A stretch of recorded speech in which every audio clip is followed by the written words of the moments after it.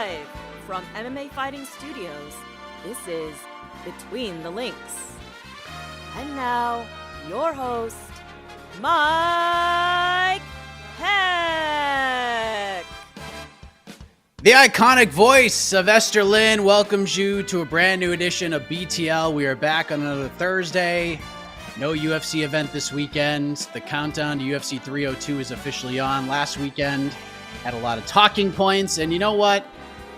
Casey, I'm sorry, man, and I'm sorry to the viewers. This is kind of weird and unprofessional in a live show. Sorry, yeah, I went to the wrong shot too. Yeah, my bad. Yeah, something just doesn't feel right. Yeah, can we just start it over? I'm just we're live. Not feeling this whole thing, and I just want to deliver this better. So sorry, everybody. Don't go anywhere. We will get this right, I promise. All right, my bad. Here we go. Okay, here we go. We're going live. Okay, crap. Okay, we're going live in 5, 4, 3, 2, 1. Live from MMA Fighting Studios, this is Between the Links. And now, your host, Jose Young.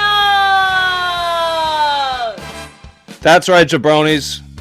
For this week, we're changing up mystery vortex style. People get that reference. There's no UFC fight. There's no major boxing match. There's no PFL. There's no Bellator. This is not the A side. It is a Thursday. You can get your questions answered on a Wednesday. That's right. I, Jose Youngs, the most tenured person on this panel on MMAfighting.com full-time, is the host this week. And fair warning, gentlemen, you are going to hate this episode, the two of you. Fans will enjoy it because you know what I hate? You know what I hate more than anything? I've been listening to Between the Links for a long time. You know what I really hate? Everyone agreeing with everyone. Everyone's saying the same thing every single week. Oh, this guy should fight that guy. That guy should fight this guy. What do you guys think? This guy says that. Yeah, I agree. Nah. This time, we got Jed Meshew versus Mike Heck with me, Jose Youngs. Casey has seen the questions.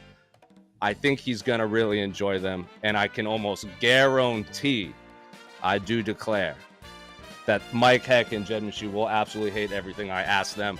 I gave them a brief idea, but they're going to be miserable. So Casey, I do want to ask you. You saw the questions. You think the audience will have a good? You think the audience will have a good time with these answers? We are here to make these two contestants miserable. Yeah, it's great. Casey, you already did that to me. You made me watch Bruised and all this other terrible shit. You made me record 2 pods on Bruised. You've already made me feel bad, Casey. Well, you know what? Tough jive, Turkey. Your life is going to be even more miserable because we're kicking off round 1. Casey, I'm going to ask you to pick a number between 1 and 10. Mike, you can pick. Jed, you can pick. Closest one gets to go first. Casey, do you have a number? 5. All right, he said it out loud, so it doesn't even matter.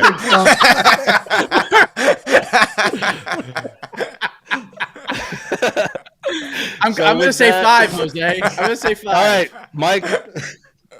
Wow, Mike, that's correct. He did pick number 5. I'm assuming he didn't even say it out loud. So, without further ado, round 1, Mike. And keep in mind, most of these you will get different questions because I don't want y'all. I don't have no desire to hear y'all say, he said everything that needs to be said. Nah. This is going to be middle. So, round 1, Mike. This past weekend we had a big Bellator/PFL event. Oleksander Usyk is now the undisputed heavyweight champion of the boxing world. But I want you to tell me why, not Oleksander Usyk, not Bellator. Why is the UFC the biggest winner from last weekend? Why is the UFC the biggest winner from this past weekend? Because they might have developed a... Well, look, there's new blood in the featherweight division when you're talking about ranked fighters. Laura Murphy has been a guy that's been we've just been waiting for him to break out. And then he has this fight with Edson Barboza, who was a darling underdog heading into that fight. And then Lerone Murphy just kind of beat the hell out of him for the entirety of the fight outside of a pretty nasty up kick landed by Edson Barboza that I actually thought knocked Lerone Murphy out. And Lerone, bloody and battered and bruised, limping around basically on one leg, just kept it going and just gave Edson Barboza just one of those performances that Lerone Murphy shined and you were very impressed, but there was just a part of us as longtime fans that watched Edson Barboza and we're just like, man, I almost like don't want to see him take any more damage. But Lerone Murphy was the man. He was whatever, the miracle, the Iceman, whatever he wants to call himself. He broke through. He's got some big fights ahead of him. He called out Calvin Kattar and Josh Emmett, which I think both of those are great options. I love the Calvin Kattar idea. Wants to fight in Manchester. That'd be a nice little addition to the card since he's from Manchester. So if we're going to make the case for the UFC, it's always good to develop stars. And I'm not saying Lerone Murphy's a star right now, but considering they like to travel to that part of the world and Lerone Murphy is now a ranked guy, they were able to do something pretty fun and get Lerone Murphy up there. But I think if we're being really honest here, this is a bridge too far to say that the UFC is the big winner of the weekend. But if I have to make the case, it's because of Lerone Murphy being another guy in this division that could be a big problem. Known boxing hater Mike Heck making the case for hometown favorite, the UFC. You know why I did this, Mike? Remember that show on ESPN where they had to find the new anchor, the new ESPN anchor, the Sports Center anchor, and they had to put them through all the shows, and they did like a pardon the interruption type thing, and the rule was whatever the other person said, you can't agree. So then the person would be like, why is this team going to win the Final Four? And then someone would make the case, and then the person opposite them was not allowed to agree. So they would just have to think of something on the fly. And every single time they were like, I didn't believe anything I just said, but there's my case. And I loved that part of it. So, Jed, love it. We're going to bring you on. You know, you're wearing a PFL hat. You're wearing a PFL shirt. You're obviously a known UFC hater. You hate, you hate everything about the UFC. You hate Dana White. You hate the champions. Never been in a video, though. Yeah, especially, in this world, this bantamweight world, Jose Aldo fights a bantamweight, but he's not the greatest featherweight of all time in your world. Known Jose Aldo hater, big time Frankie Edgar lover, Jed Meshew. So you're gonna make the case. Not Oleksander Usyk, not Lerone Murphy, not Cedric Doumbé. Why is Patchy Mix the biggest winner of last weekend? I mean, this is easy, right? Like, this isn't even, you gave me a layup. Mike had a much harder one. Sorry for you, Mike. Because winning is winning. In the immortal words of Dominic Toretto, it doesn't matter if you win by an inch or a mile. Winning is winning. And Patchy Mix went into this fight, sure, major favorite. No pictures on the scorecards, baby. He got that W, and that's what matters. And moreover, he gets a W in an event that no one gave a shit about.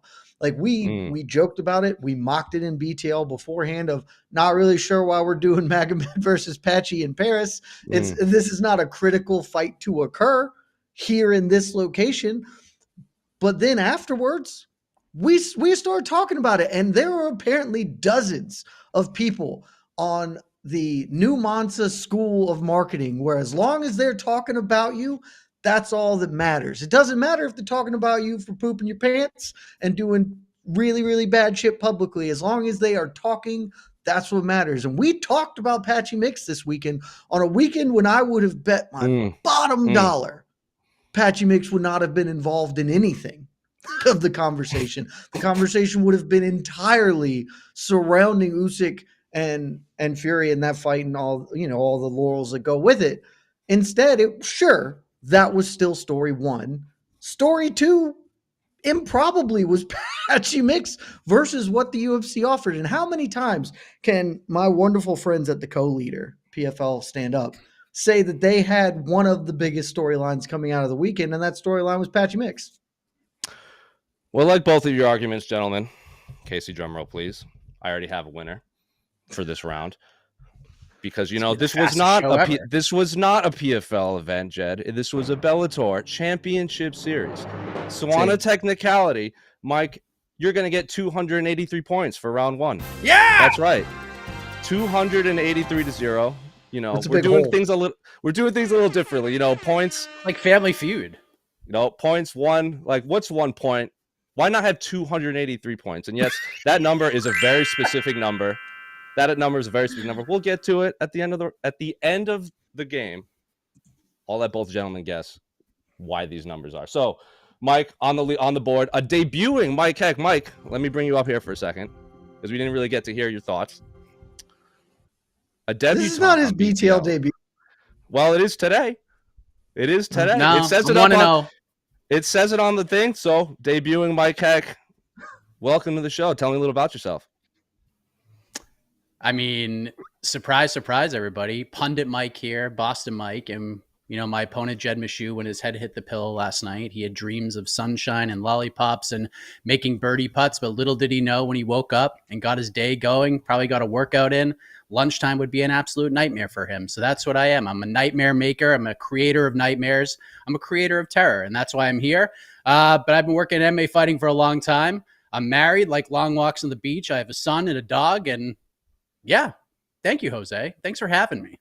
Anytime, man. I'm glad to have you on the show. We don't need to hear from Jed. We've heard enough from him. So moving on right along to round 2. It's the best. Round 2, ladies and gentlemen. Yes, I do say ladies and gentlemen because we are gender inclusive here. Maybe you know what? Maybe you are a gender neutral person. We'll have you on board too. Round 2. This is the same question for both men. Casey, pick a number between 1 and 10. You got it in your head? Say it out loud again, Casey. 11? No, wait. Okay, I got my head. Yes. All right. Mike, you can pick. God, I want to say 5 again. I'll say 3. What do we got? What do we got, Jed? The Ocho. ESPN. The Ocho. Casey, what do we got? 5. That's right in the middle. Mike, you should have done it. I know, I should have done it. 5 again. There you go. Know yourself. So, Mike, know yourself. Mike, starting with you. This is a question for both gentlemen. This is not Mike gets this, Jed gets this. But I will say a caveat. Jed cannot use the same answer, and he cannot use any of the same names that Mike presents. So, this past week, I can't remember his name. Someone compared, Dana White to one David Stern. R.I.P. David Stern built the NBA into what it is now. He said that comparing Dana to David Stern, this is not since David Stern have we seen a promoter be able to build stars, build them up. I disagree completely in that entire sentence, but I digress. So, Mike, build me a star from the PFL that is not Cedric Doumbé, has never fought for a title, and has never been in the UFC or Bellator. The floor is yours. Give me the blueprint to give me the PFL Conor McGregor. I mean, look, they're not going to be able to create a Conor McGregor. However, they're actually doing it right now. They're actually developing their next star, especially now that Kayla Harrison is gone. And boy, oh boy, do I hope we get to talk about what Dapper Don had to say about that situation. But she was actually in New York yesterday. She was in studio with Ariel Helwani. It's Dakota Ditcheva. The way they are building her right now, she's exciting. She's fun. She's got personality. She's got a little bit of spunk to her. And she's exciting as hell when that bell rings. And the way that PFL is presenting her, I feel like we're not going to get a ton of questions answered at the end of the season. But the way that they are presenting her in the season, they're positioning her to be this unstoppable killer because she is going to have the easiest path to get to the $1 million than anybody else in this entire season. Look at Liz Carmouche. She's the best fight. She's one of the 5 best flyweights in the world. And she had to fight Juliana Velasquez for the 3rd time. I don't even know who she's fighting in this next round, but I can assure you it's a way tougher matchup than what Dakota Ditcheva is getting right now.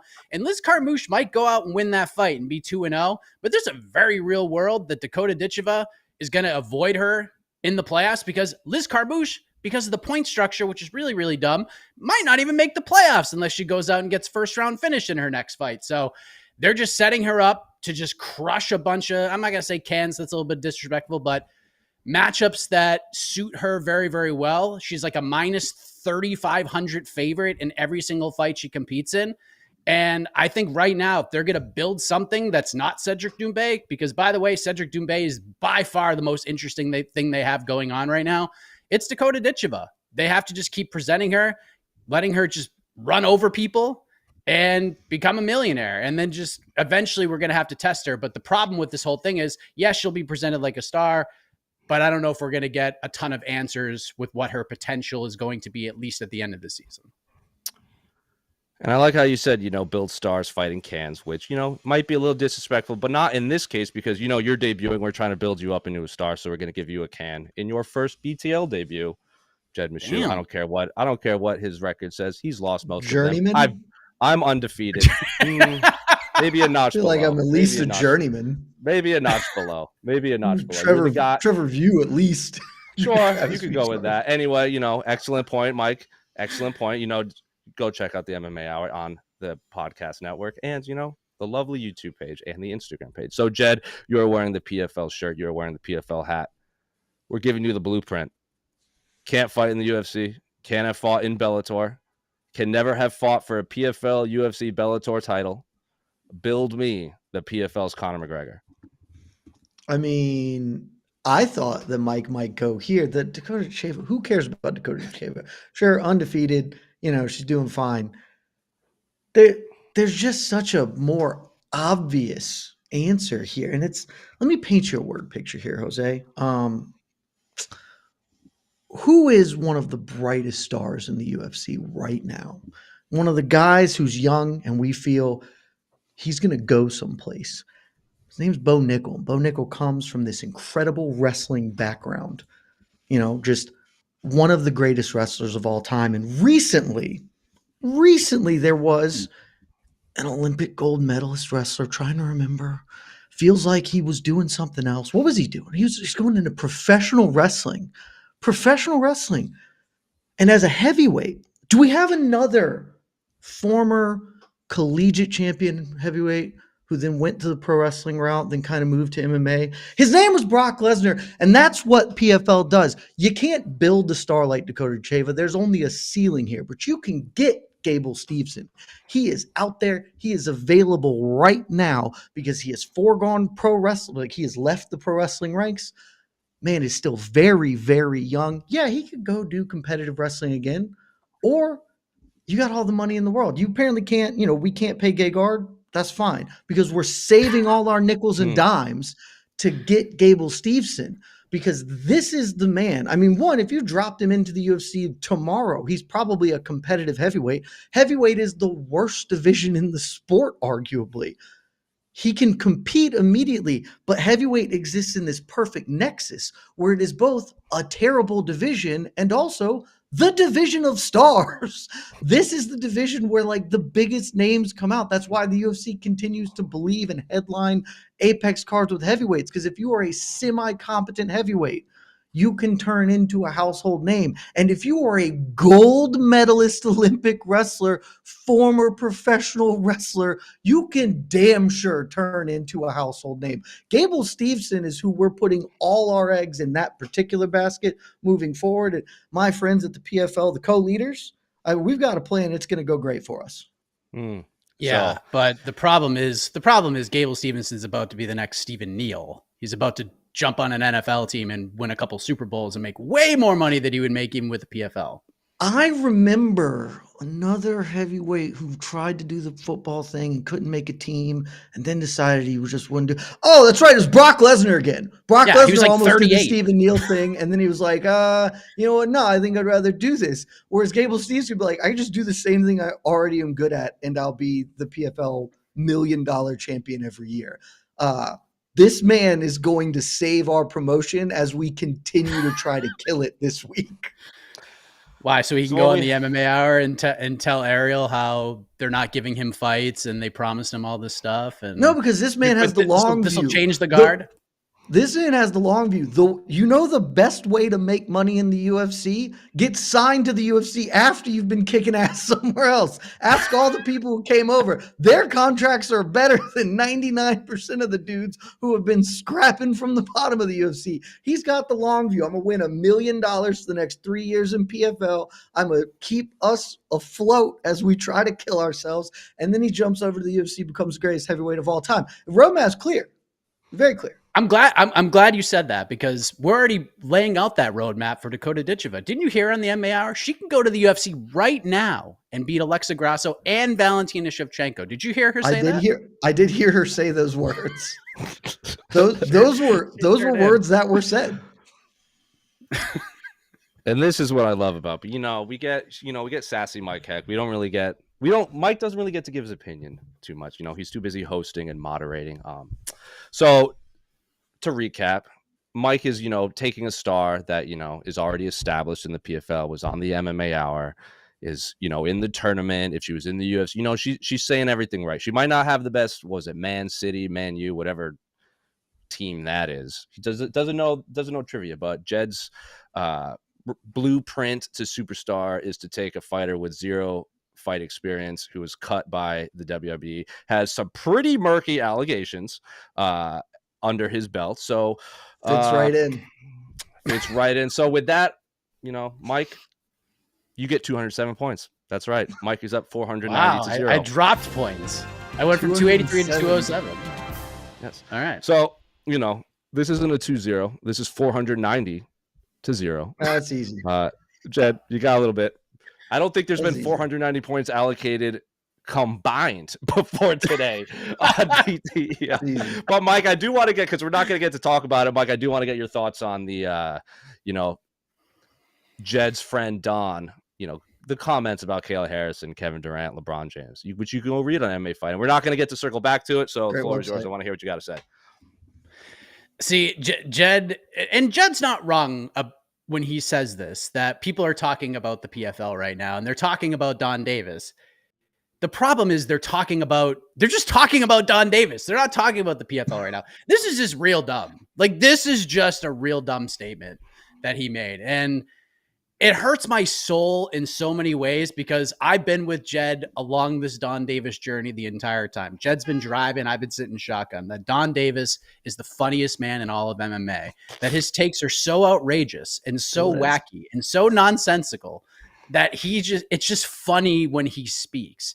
This to me was not funny. This was just one of the worst things he could have said. Talk about burning a bridge of someone who helped get you to the dance. I thought it was absolutely ridiculous. I'm not a gigantic fan of the Weighing In podcast, but I did actually sit down and listen to this interview. And I'm going to say something that I haven't said a lot of times on this here programming. I give Josh Thompson and John McCarthy a lot of credit. I think they did their best to try to at least get Don to say something and try to answer for himself. And they just dealt with Don Davis being Don Davis. And that's unfortunate, because they did try. And I also understand that they're in a much different position than I would be if I was talking to Don Davis, because they do sort of work for the PFL and they work for the brand, and you can push, but you can't like go crazy and just needle and ask a whole bunch of follow-up. So I do give them credit, but Don spent an hour talking for about 45 minutes of that show and said absolutely nothing. It's amazing how he can actually speak for that long, but say nothing. It's crazy. Absolutely crazy. And the Kayla thing is just wicked dumb. The fact of the matter is that at first he started with, I don't really know what happened, but just say like, we wish her well. She did so much for us. We wish her well. We'll be rooting for her. Ariel made a great point about Scott Coker. When Michael Chandler went to the UFC, he goes, hey, good for Michael. He's trying to accomplish this next path, this next check mark on his journey. We'll be rooting for him. We'll be watching. Don can't say that. He said the exact opposite. It's so ridiculous, dumb. I don't know what else to say. Don is not funny anymore, and it hurts my soul. It really does. Well, I've been flying the banner of Don's never been funny. Casey knows him on numerous slacks. I thought that dude has been a snake oil salesman from the moment he stepped on the MMA Hour. That's why he's funny. But you know what's not funny? This is hilarious. This is the stupidest shit you could ever manage. It's funny as hell. But you know what's not funny? Bad. Being down 490 points. So we're going to move on to round 3, the halfway point. Mike on the board again, 490. Jed 0. Round 3. We talked a lot about, we've talked about the UFC, we've talked about Bellator, we've talked about the PFL, because, we are MMAfighting.com. And yes, Mike made the case for the UFC. Jed made the case for Patchy Mix. We've talked about PFL, but we do have to talk about the fight that captivated the masses, and that is Oleksander Usyk, the decision win over Tyson Fury to become the first undisputed heavyweight champion in boxing since 1999. Jed, part of the Boxing Boys. Mike, you're a big what's your level of boxing fandom? I don't think we've ever had you on a boxing preview show. Not gigantic. I mean, I was probably a bigger fan in the mid to late 90s. I was watching a lot more Tyson Holyfield. Tyson Peter McNeely was super big in New England because Peter McNeely was just saying a bunch of ridiculous shit before he got knocked out in about 17 seconds. But those are the heydays for me. But I'm getting back into it. Heavyweight's fun again. So there's never been a better time than now. And you know what? You're up 490 points, so we're gonna let Jed go first. We're not even gonna pick a number. We're gonna throw him a bone. You've kind of been mopping the floor with him, a la the Boston Celtics about to with the 5. Indiana Pacers. The number is 5. All right. Oh. Jed, what number are you picking? Jed, what number are you picking? I will take 5. There you go, Casey. I assume that's what you answered. Getting on Jed, board. You're going first. Round 3, Usyk versus Fury. Jed, and again, we're going back to you each get different questions curated for yourself. Jed, I listen to a lot of what you say on BTL, and you're a big Tom Aspinall fan. You consider him the rightful heavyweight champion of the world, but you are not ready to declare him, the baddest man, lineal man, champion. You still give that crown to Francis Ngannou. He never lost the UFC title. I believe that was your exact saying when you were facing BC last week. So, round 3, Jed, why is Oleksander Usyk and not Francis Ngannou and not John Jones and not Tom Aspinall the baddest man in the combat sports world? Because he's dope as hell. Did you not watch Saturday? Like, sometimes we all know the baddest man title is just, that's an honorific. We just feel good about giving it to people. It just gives you a little cachet. And straight up, who is cooler than Oleksander Usyk right now? Like, who is a badder, doper motherfucker walking this earth? Like, we talked about it in our preview show. Very probably the greatest cruiserweight of all time. If not, he is number 2. The only reason he's probably not and he still has time, but he's not there at heavyweight just because it has been a short run for him at heavyweight. But in that short run, what's he done? Well, he's become the first undisputed champion of the 4-belt era. He's an undisputed champion in 2 weight classes, and they are ostensibly the 2 most difficult weight classes in the sport. They are the heaviest weight classes for him to find this level of success. And he's done it by just being dope as shit. Like, Tyson Fury was out there and kind of cooking him in those middle rounds this weekend. He came out and was doing the Tyson stuff. He was mugging to the crowd. He's playing around. And at first that was kind of lame because I thought Usyk won the earlier rounds. But then he was doing it while he was also landing that sort of fadey uppercut shovel punch. And Usyk was in trouble, and he was kind of lost in the middle. And then, like we talked about, Jose, Usyk was just like, all right, I will elevate. Here's where we are at. I will elevate. And then he batters Tyson Fury's ass around the ring like a pinball, just corner to corner to corner to corner, like he misstruck a cue ball on the pool table. It was dope as shit. And now this Ukrainian dude who, took some time out of his career to go fight a motherfucking war, comes back and beats the shit out of the lineal heavyweight champion. Like, I got love in my heart for Francis Ngannou. And Francis Ngannou is the lineal UFC MMA heavyweight champion. But the other fact of the matter is Francis Ngannou hasn't fought MMA in, 2.5, 3 years? I don't even remember the timeline anymore. And the last time we saw him fight, he got slabbed out in 2 rounds. We never seen Oleksander Usyk get slapped out. I am more than content with calling this dude one of the 3 best pound-for-pound fighters in the world today and the baddest fighter in the world today. You make some good points. Known MMA hater Jed Meshew declares boxer the number 1, baddest dude on the planet. And Oleksander Usyk, he is the greatest cruiserweight, undisputed heavyweight champion. So, Mike, I'm sure you watched, Jed watched, Planet Earth watched.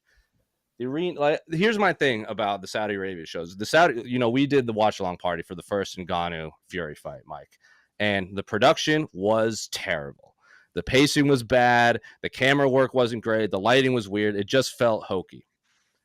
The second that for Ngannou and Joshua, I feel like they took a lot of the mistakes they made and they corrected a lot of them. The pacing was still rough, but there weren't as many concerts. There wasn't as extravagant. The crowd was slightly bigger than, that half bowl, but we still had complaints.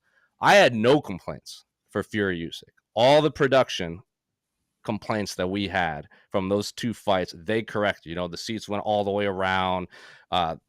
they promised it would start at a specific time, and they were pretty dead on for when, the main event was about to walk. But we're not here to talk about that, because here's the problem. When you're fighting in Saudi Arabia, you start at a weird time. Maybe the American audience doesn't care. Maybe they still see this as a gimmick. So you know what we have to do for the rematch for Tyson Fury and Oleksander Usyk? We're not taking it to Saudi Arabia. We're not taking it to the Sphere. We're not taking it to the T-Mobile. We're not taking it to Wembley. We're going to take it to the number one arena in the world, and that's right, the UFC Apex. Mike Heck, you're going to argue, why does the rematch between Oleksander Usyk and Tyson Fury deserve to be in front of 2,000 of Dana White's friends inside the UFC Apex in October? Or just Mark Zuckerberg? First of all, 2,000 is incredibly generous. So let's just throw that. Well, they're obviously gonna add seats for this specifically, and then once it goes back to UFC Fight Vegas 80 whatever, they're gonna remove all of them. So here's why this is going to be fun and exciting to do it at the world's most famous Apex, because the UFC is going to do something that they should have done a long time ago, but they're going to do it in a different way. What the UFC should have done a long time ago, especially with this world's most famous Apex, or even at the old Tough Gym, was they should have done Khabib Nurmagomedov versus Tony Ferguson in that building, but not tell anybody when it's happening. Just the day before, just say these guys are weighed in. Here's the video. And then tomorrow for $14.99, you could just watch this fight and nothing more. And now, because of the world's most famous Apex and Turkey and Dana White and these forces coming together, they're going to actually have a conversation. And Jed is not going to believe this, but at the end of this conversation, Dana White is going to become much more fun. He's going to become much more fun, much more open to different kinds of ideas.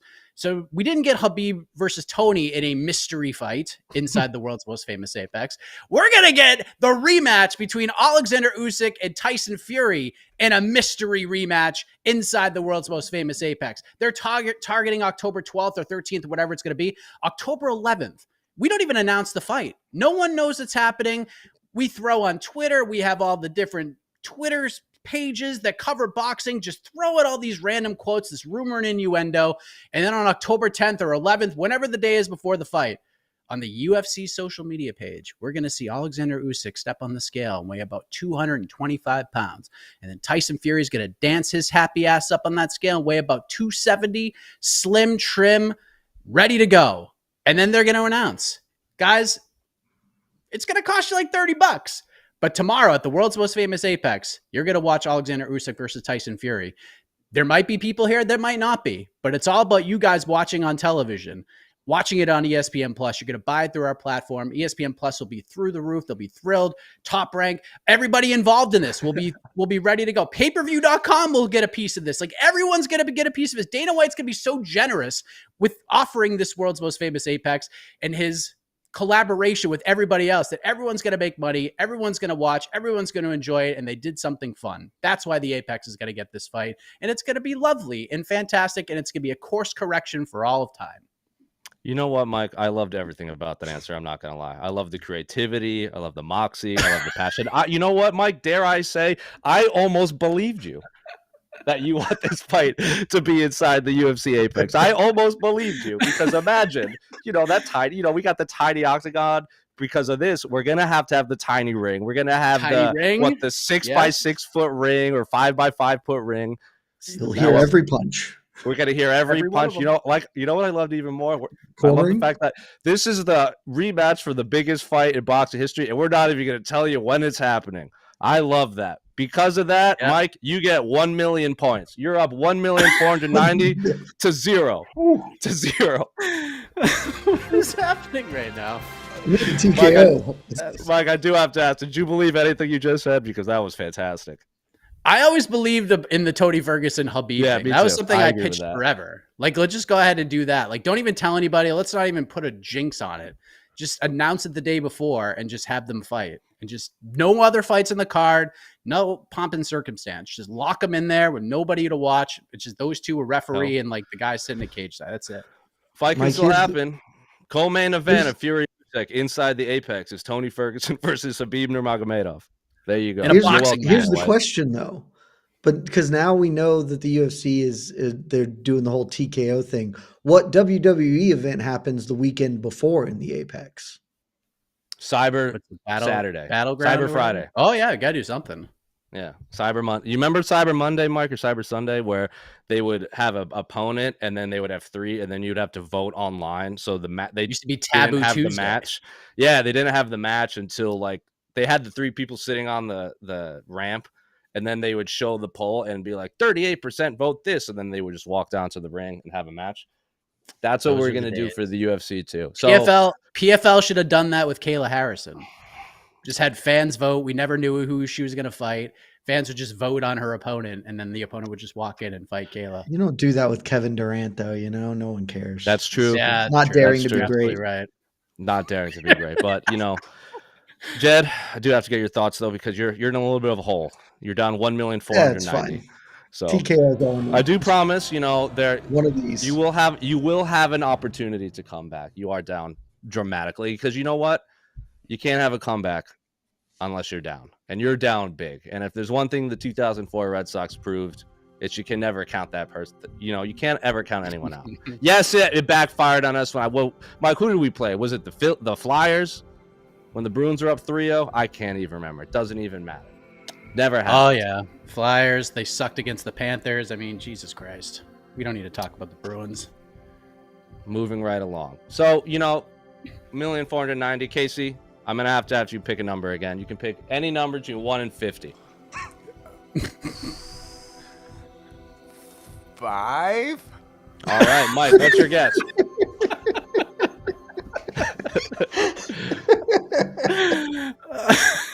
Mike, what do we got? Man, this is tough. 5.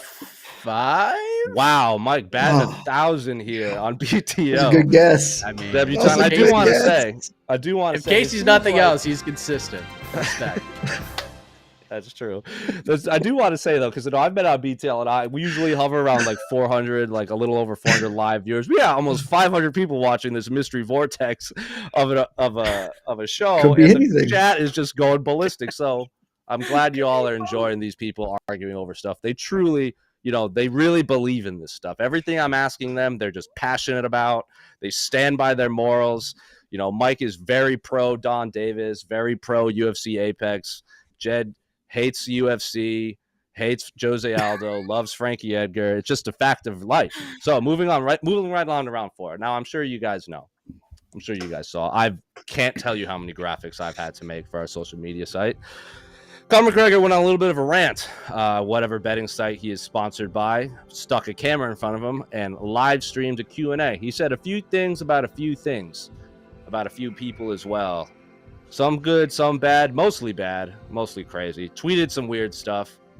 So we're going to talk Conor McGregor. Mike, you picked the correct number, 5 for the second time. So you're going up first. This is, again, 2 different questions, both curated for them. Conor McGregor, he's in the welterweight division right now. That's what he said. And he had some negative things to say about Leon Edwards and Belal Muhammad. He called them, too many decisions in the welterweight division. Specifically about Leon Edwards. Leon likes a decision, and then he's fighting your man, Belal Muhammad. Leon Edwards was on the MMA Hour and said, once I get through Belal, why wouldn't I want to fight Conor McGregor? So, in this world, Belal Muhammad dethrones Leon Edwards in Manchester at UFC 304. Belal Muhammad is the undisputed welterweight champion of the world. You know what? I believe Belal Muhammad. He's already cleaned out the division. He's being Wonderboy. He's being Jeff Neal. He's being Sean Brady. Who's had a harder path to the title than Belal Muhammad? And for his efforts, he 50-44s Leon Edwards. He lays on him for 5 rounds in Manchester, UFC 304 at 6 in the morning. The arena's going crazy at this lay and pray style of Belal Muhammad has implemented, and gets on the mic and he says, you know what? I've beaten everyone. Present yourself. I want you to tell me, why does Conor McGregor, who in this world has lost to Michael Chandler, knocked out first round, he is now 0-1 in his return since breaking his leg. But Dana White goes, you know what? He'll make us a lot of money. Why does Conor McGregor deserve to skip the queue and fight welterweight champion Belal Muhammad in Madison Square Garden? Wow. So in this scenario you have painted, Belal is the Yep. champion, but Conor Yep. gets dusted up by Michael Chandler. Yep. I mean, has Conor really deserved anything that he's gotten in a lot of respects? But that's besides the point right now, Jose, because he's Conor freaking McGregor. And you know what's going to be the bigger story outside of Conor losing? Even bigger than Conor losing in his return fight to Michael Chandler in this weird scenario that you have painted. Conor McGregor will have one fight left on his deal.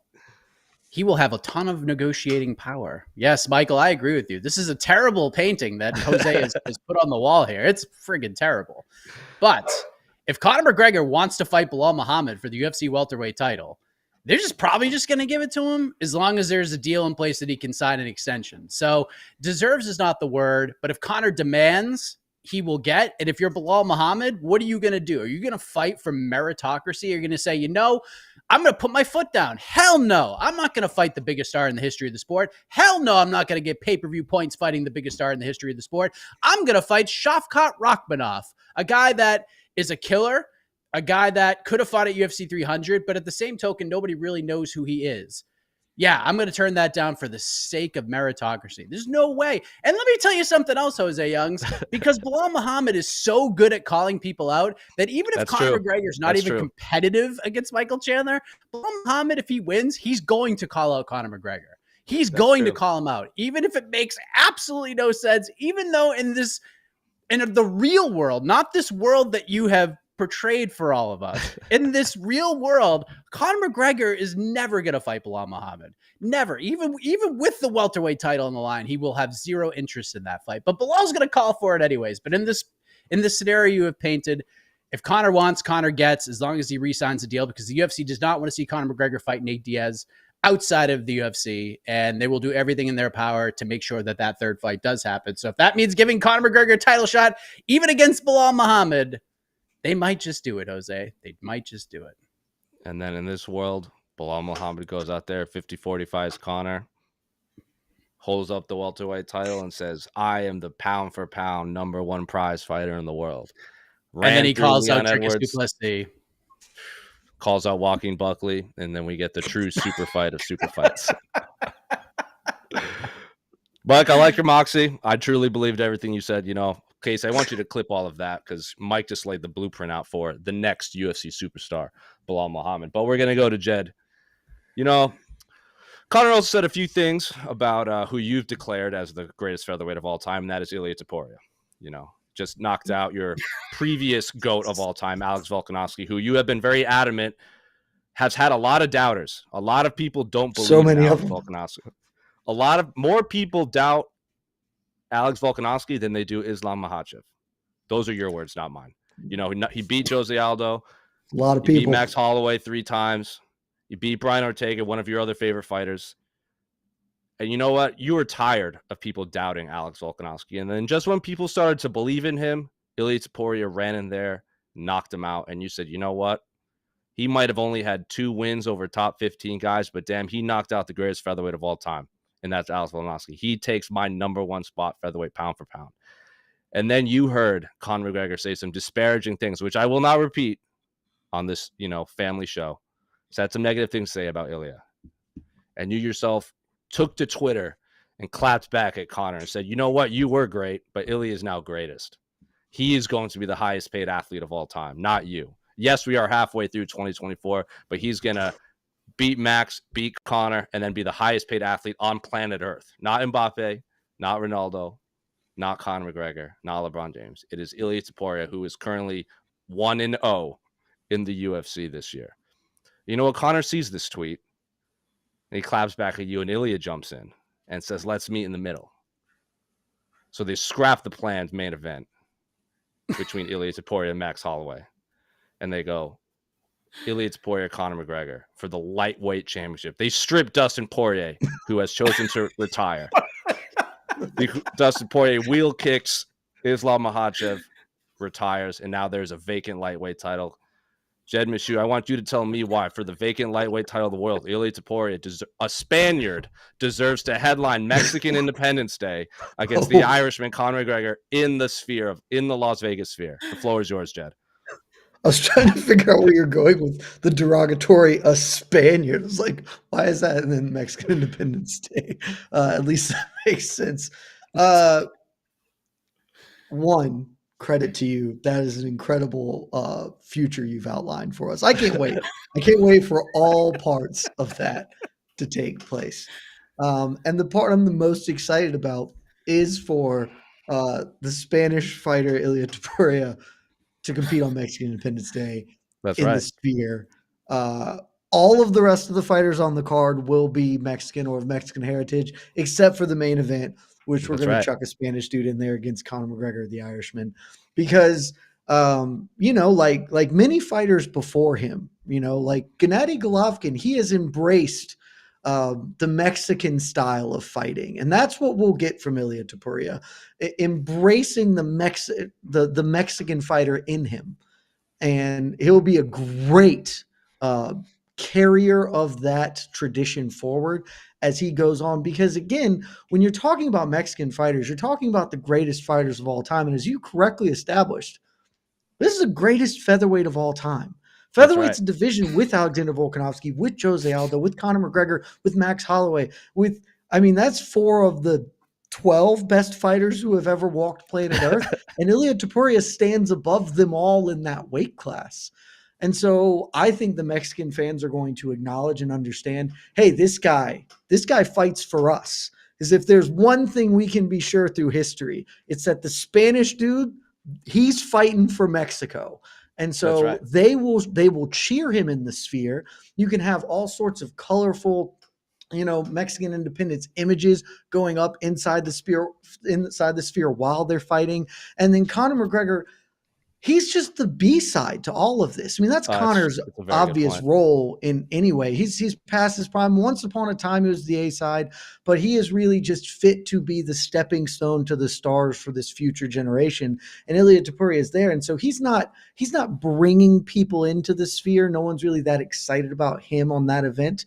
But there's enough casual interest. People remember the name Conor McGregor that they can tune in for this event, which will be, in the Sphere. I think this time, I don't like to give Mike credit. I think Mike was correct in understanding the visionary ideas of Dana White with the Apex. And I think for the Sphere, we can even understand that he's going to look at this as an opportunity. We don't need this to be a pay-per-view. This can be free TV. This can be ABC prime time. Conor gets in the casual interest. The true fight fans, all of Mexico, all of South America really will tune in to watch Ilia in the main event. And this is just going to be the biggest business. No one's even going to think about the rest of the lightweight division at that point when all of this is, who cares about Arman Tsarukyan? Who cares about Charles Oliveira? They don't matter because the spectacle has such a gravity to it that all eyes are on it. And that's where you want the lightweight champion to be the focal point of the combat sports world. In this blood-soaked nightmarish hellscape that I've laid out, you both made excellent points. True, like I got to add Belal Muhammad as the special guest referee, Jed. He was a great rad, but Belal Muhammad being the special guest referee for that fight would have. I forgot his name. No, see, there's not even going to be a ref. They're fighting to the death inside the UFC Sphere. No time limit, no nothing. So that's going to be really tough for Conor. That's true. He's got gas for about 2 rounds, and then Ilia is going to be like, bah, bah, bah, bah, and then just knock you out again. It's going to be a real scalp of another legend and route to his pantheon of greatness. But you both make excellent cases for this nightmarish hellscape that is Belal Muhammad 50-45 and Leon Edwards and Conor McGregor back to back. Conor McGregor skipping the line at lightweight to fight Ilia Topuria for the vacant lightweight title that Dustin Poirier just vacated in retirement. But I like Jed's moxie. I like him battling back. I loved his answer a lot, but honestly, I want to see what he does in the final round. So Mike, you get 6,022 points for your answer. So you are up 1,006,512 to 0. I like your answer a lot. I really like your answer a lot. And I really like the point structures because I never know. I honestly don't know what's coming, whether it's how many points or the question or what direction you were going. That road that you traveled to get Jed where you needed to go was incredible. If there's anything to clip off, it's just that storytelling to get, and Jed's face as he's listening to your story, trying to figure out where the hell you were going is the best.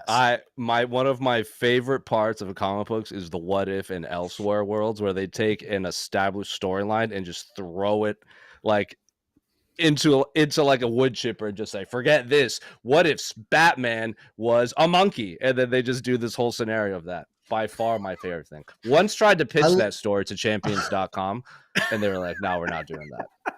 I love that in the what if MMA story, it's still Belal Muhammad getting decision wins. Yeah. I mean, some things are just established in lore. You know how there's the multiverse? Some things are primordial. See, here's the thing. There's a multiverse, and we're kind of going to go on a little tangent right now, where there's like 52 worlds or whatever. There's 52 DC worlds, but in this, there's 52 worlds in this world. And there's like 52 Batmans, 52 Mike Hecks, 52 Jed Mashoes. There is one living tribunal, and there is only one outcome in a Belal Muhammad fight, and that is 50-45. So in this world, he 50-45s Leon Edwards. In Manchester, 50-45's Conor McGregor in Madison Square Garden, and are out to being the number one prize fighter in the world. But Casey, we are here on the championship rounds, and this is the part that I am most excited for. Jed's in a little bit of a hole. He's down 1,006,512. Mike, Easy. you've absolutely shattered the record for most points scored in a BTL matchup. You're letting him bully your son. But we're moving right along, and I will say, Jed, you're down a little bit. Final round is worth 4.6 billion points, which is a completely random number and has nothing to do with the amount that the UFC was purchased for. I would then dominate the most points scored record. I would have shattered it.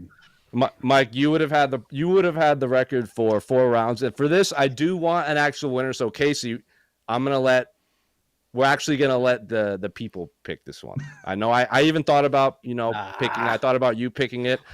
I would like the people to pick between Jed and Mike for the 4.6 billion points. Will Mike maintain the lead, or will Jed pull off the biggest upset, the biggest comeback in the history of BTL? He's already down a little more than 1 million. But moving right along. For championship round, Casey, I would like you to pick a number between 1 and 4.6 billion. Ooh, 4, 5. 4, 5. Mike, what do we? 4, 5. What do we 4, got? 4, 5. Mike, what's your guess? 45. Wow, on the money once again, Nailed Mike. it. Mike, you got.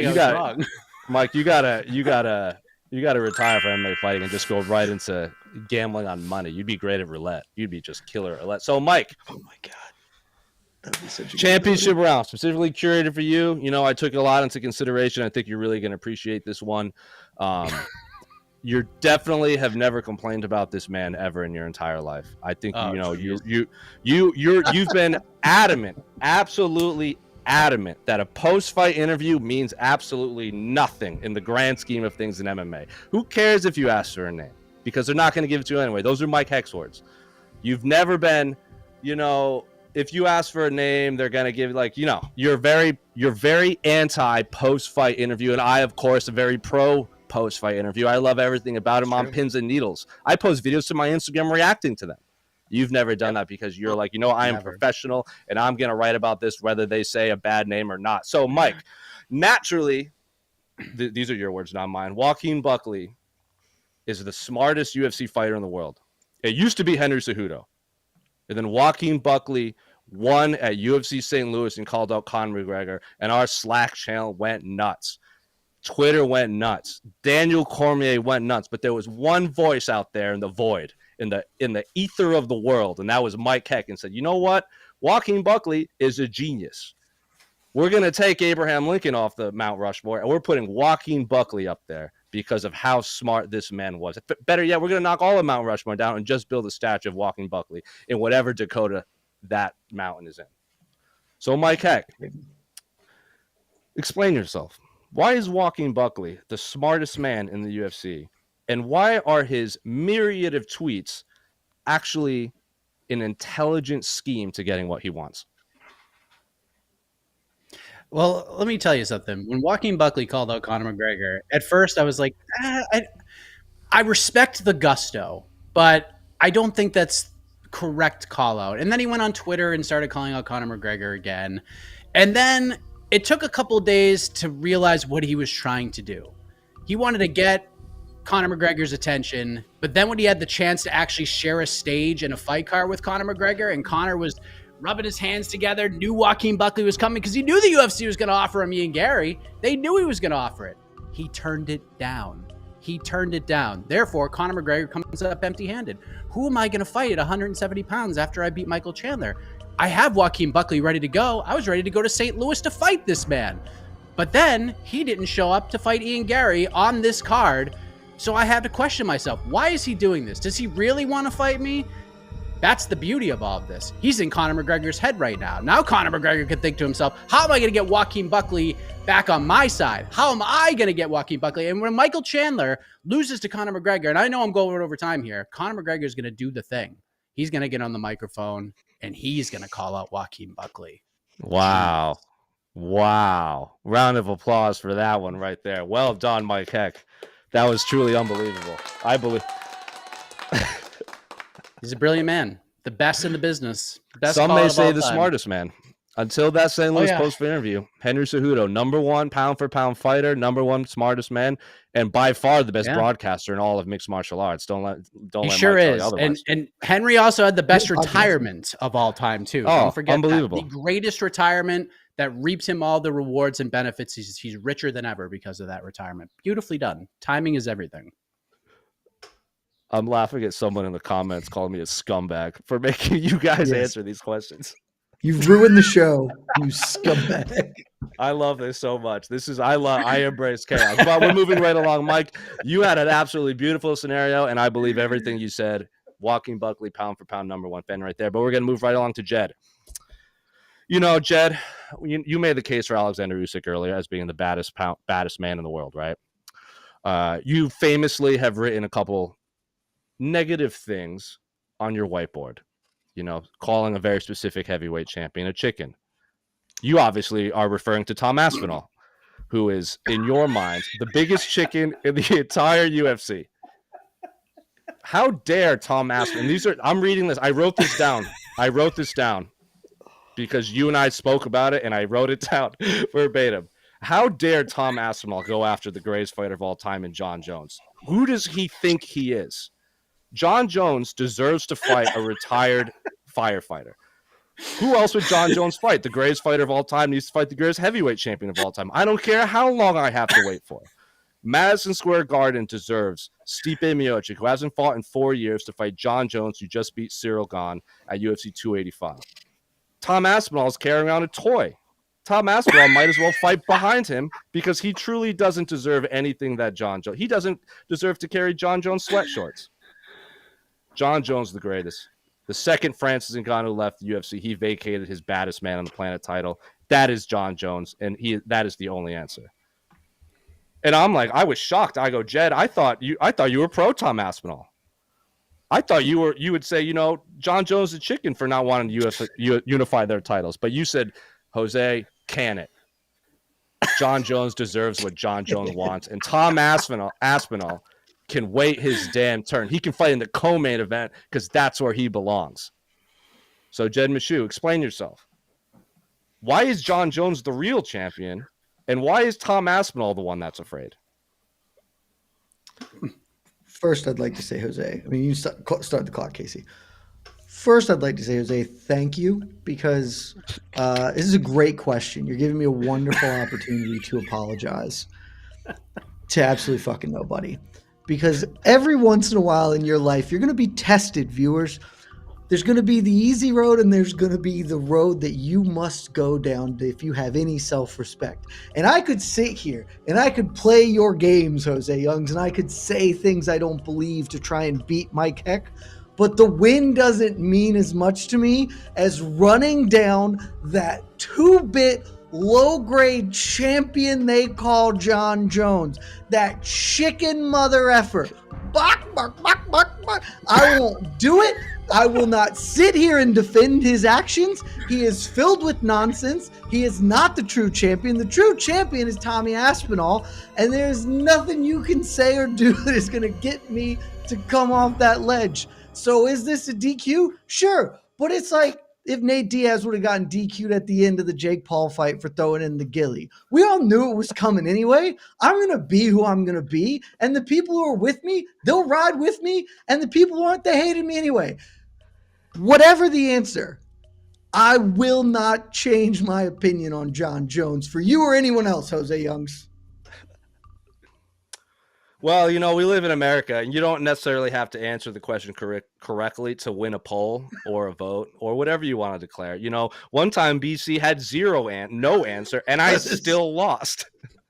Based on fan voting. That was the best. His answer was I don't have one, and the fans voted it win. So you know what, Casey? Yes, Jed is technically disqualified, just like Devin Haney is now once again an undefeated boxer. But we'll let the fans pick.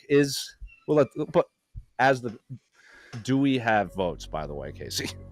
I'm just not going to let you get a clip vote out now, there. Please. It's very important. Before we get into it, what you guys think of this? Before we get some results, what you guys think of this episode? I tried to throw as many curveballs as possible. Do you know the episode? I had no I don't know if idea this was coming. It was the best. This is like that episode of Seinfeld where Elaine became friends with like the other Bizarro Jerry, and he had like Bizarro Jerry and Bizarro Kramer, and she got to see the other side, like basically the opposite of everything that she knew. This is basically what this episode was, and it was incredible. Let me just tell you something, Jed. I was so mad that I went first on that one because I would have done the exact same thing you did. Yeah. I knew you would have. I didn't know. I was so dumb. Like I didn't even think like what could Jose ask me when it obviously would have been super evident to anyone with like a functioning brain. I'm like, oh, pretty clearly he's gonna go here. And then when you start talking, I was like, shit.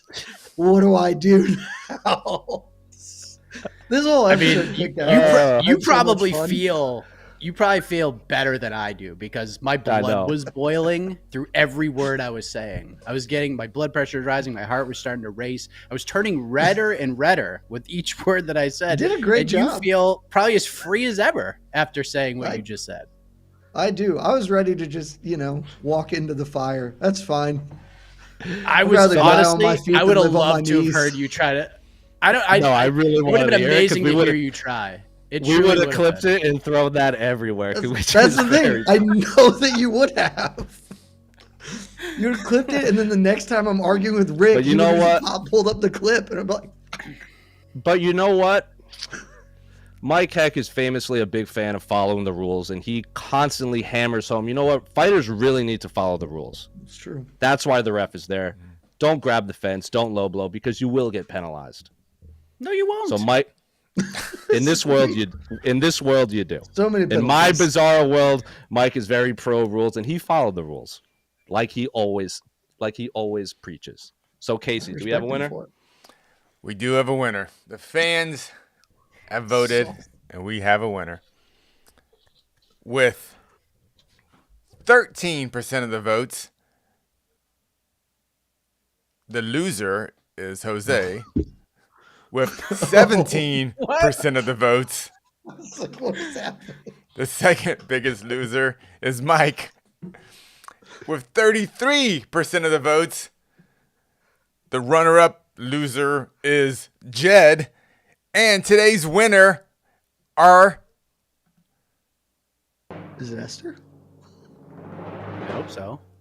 The fans. The fans. Right. Yeah! That's right. You guys win. I was really glad that's the route that Casey went. That was fantastic. I didn't tell him to do that either. I thought that. I think that's perfect. I think that's the perfect answer. I thought it was gonna be a draw, which I would have also been okay with. But I debated a few things like they deserve. I was gonna say like if the fans had voted Jed wins, I was gonna be like, well, in this fantasy world, everything the opposite happens, which makes Mike the winner, and then Jed would have lost. But so, you guys want to guess what the point totals were about?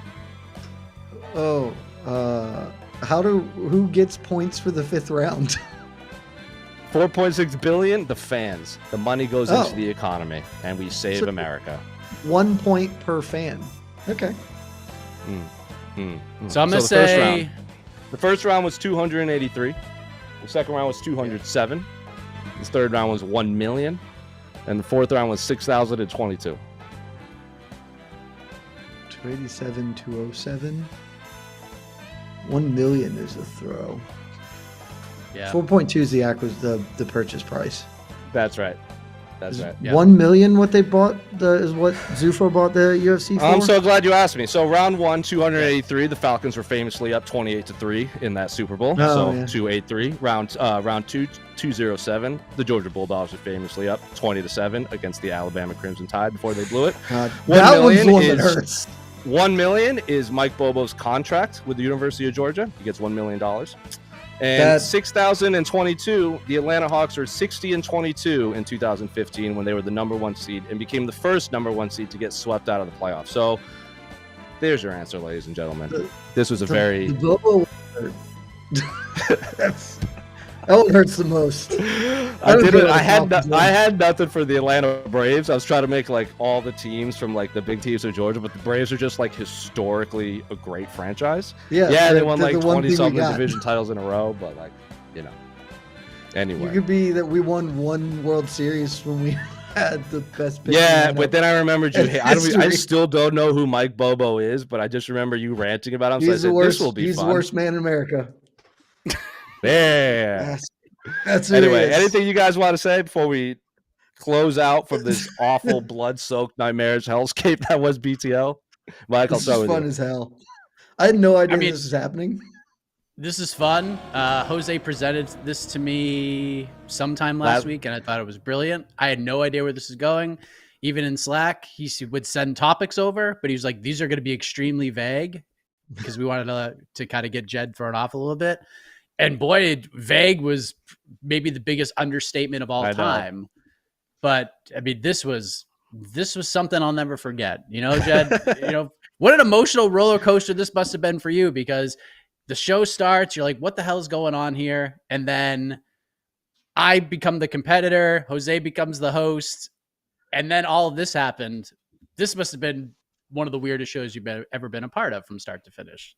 I love that you have 1 draw on your record now, too. That's fantastic. Casey works I also quick. have a win that is not there. I have the only Where did this draw non-overtime come win from? in the history of this program. Wow. Wait, it's a Great, loss. great. This is a loss. It's a loss. You didn't get a draw. We lost to No, the it's a fans. no It contest. No, No, we it lost says- to the people. No, we lost to Zero. the fans. Yeah. No, I'm that's 1-1. So the fans are the reigning champion, the undisputed champion. You're 1-1. We're counting that Yeah, one. beat- He's All 1-1.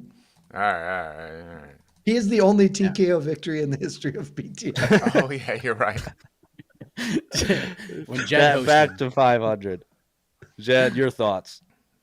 I just saw that Oleksander Usyk's about to play Igor Vovchanchyn in the Yep, Dwayne sure is. The Rock Johnson, Mark Kerr. That's pretty cool. should. That's my Yeah. thoughts. This is awesome. I had no idea it was coming. And I had a ton of fun. So, yeah, it was dope. And Oleksander Usyk just taking over the world. He's the man. He's the freaking man. Love everything about it. Kind of Well, like this him has being been- Vovchanchyn, too. That's sort of fun. Who's Ryan It's a Bader great playing? casting. I think he's supposed to be Mark Coleman. Love that. Love everything about that. Little smaller. It's little shorter, interesting. A little shorter. It's a choice. So he's gonna have like a lot of scenes then, because wasn't like Coleman like one of his like main guys? I don't know what the script is like, but it seems like he's going to have to act for real. Wow. And We'll see Ryan how that Bader goes. in an A24 movie has never once been on my bingo card of life. It's What an a A24 turn of movie. events. That Yeah. shouldn't surprise me. The actually. Rock is starring in an A24 movie, which just that sentence alone throws me for a loop. Yeah. Yeah. Casey, you looking forward to it? Absolutely. Cannot Me wait. too. I Me too. cannot wait Casey, for it. I didn't get your thoughts. Casey, what did you think of this episode? Nice change of pace. Oh, it was trash. This is horrible. It's worse. It's trash. But today's opposite day, so it's yeah. great. On a scale of Yeah. 1 to 10, I give it a 5. There you go. 5. Perfect. Full circle. Beautifully done. But you know it's not a 5? MMAfighting.com. That's a 10 out of 10. For Jose, that's Mike, that's Jed, that's Casey. This has been Between the Links, live from hell. Back to your regularly scheduled program next Wednesday for UFC, 302? Is that what it is? That is correct. Stick on MMA Fighting's YouTube page. We're out. Love y'all. Bye-bye. This has been Between the Links, an MMA Fighting Beavis and production Butthead, I on haven't the seen Vox Arcane. Media I bet Network. Jose has, though.